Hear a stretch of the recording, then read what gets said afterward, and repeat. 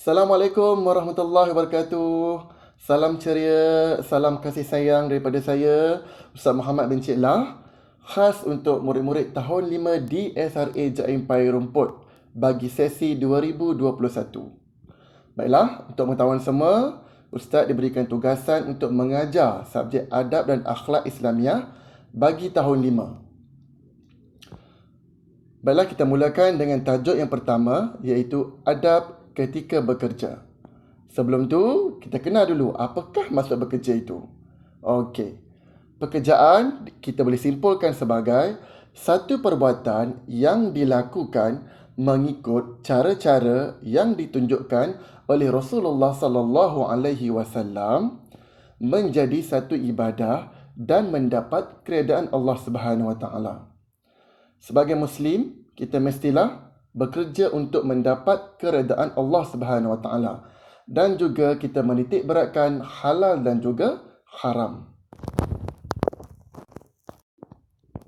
Seterusnya, mari kita lihat adab ketika bekerja.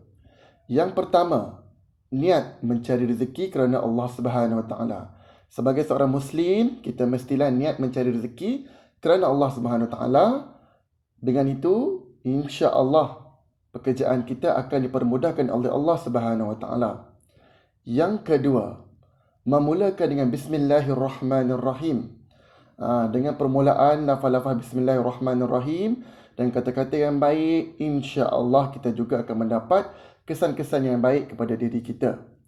Yang ketiga, menutup aurat dan berpakaian kemas.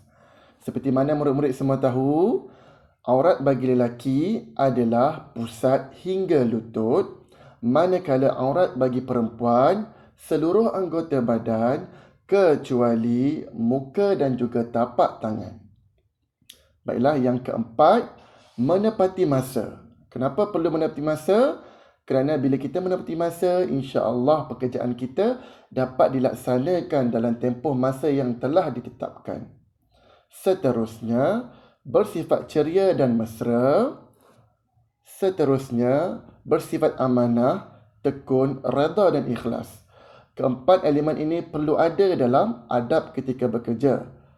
Kerana empat-empat elemen tersebut merangkumi aspek fizikal, mental dan juga pelakuan kita dalam bekerja. Seterusnya, melakukan ibadah wajib seperti solat. Sebagai seorang muslim, kita bekerja, tak kira kerja swasta, kerja sendiri ataupun bekerja kerajaan, yang wajib tetap kita kena laksanakan. Tentunya ialah ibadah solat. Seterusnya, doa dan tawakal. Kenapa perlu ada doa dan tawakal dalam adab ketika bekerja? Kerana setelah kita lakukan segala macam pekerjaan, setelah apa kita buat, mestilah kita kena berdoa dan bertawakal kepada Allah Subhanahu wa taala. Berdoa supaya segala urusan kita dipermudahkan dan juga diberkati oleh Allah Subhanahu wa taala.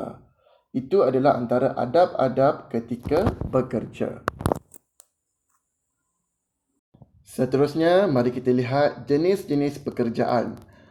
Jenis-jenis pekerjaan terdapat dua, iaitu halal dan juga haram. Contoh pekerjaan yang halal seperti guru, nelayan, kerani dan juga pendakwah. Pendakwah itu adalah orang yang menyampaikan ajaran Islam.